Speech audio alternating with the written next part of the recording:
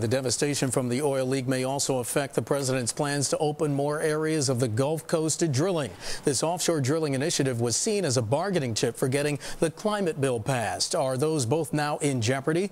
Samuel Thernstrom is a resident fellow and co-director of geoengineering project at the American Enterprise Institute. He also served on the White House Council on Environmental Quality. He joins us now from our Washington bureau. Sam, welcome to Bloomberg News. Thank you so much for joining us.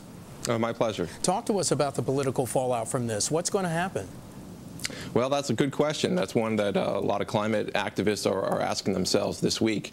Obviously, the direct environmental impacts of the spill are severe, possibly catastrophic. We don't know that yet. But the indirect effects may be even greater in the long run. There's been great interest, obviously, in Washington this spring in the possibility of moving climate and energy legislation through the Senate in particular. And as you mentioned, the option of expanded offshore drilling was a key bargaining chip in that process that President Obama offered to Republicans about a month ago as a way of trying to persuade them to support the bill. Well, when you say you say it was a key bargaining chip, do you mean that it is no longer?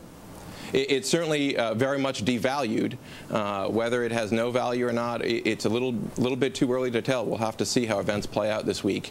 If they're able to stop the spill, if they're able to contain its effects on the beaches, if emotions, which have been running very high, settle down, then perhaps it would still be in play. But at the moment, I would say it's not really a useful bargaining chip. Well, Sam, we have seen the Obama administration take a little bit of a different tack more recently, moving a little bit away from bipartisanship. We've seen that in the health care reform debate. We're seeing it now in the financial regulatory reform debate.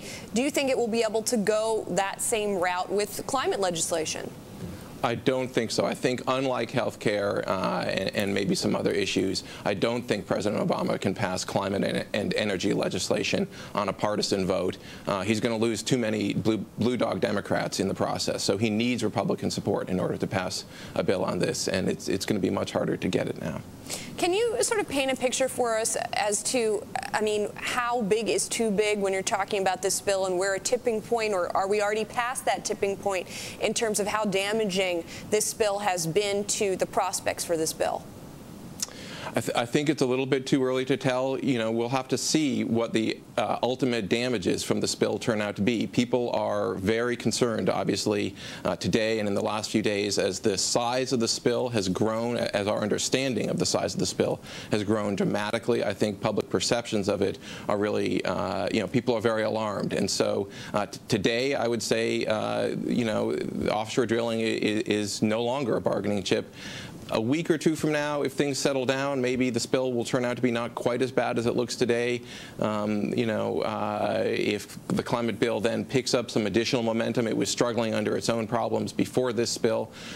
So, you know, we have to see. It's a little hard to project into the future where things will be a couple weeks from now. But today, I think the climate and energy bill is in a lot of trouble. And Sam, we're going to have to leave it there. Sam Thernstrom, resident fellow, co-director of the geoengineering project, American Enterprise Institute. Sam, thank you so much. We appreciate it.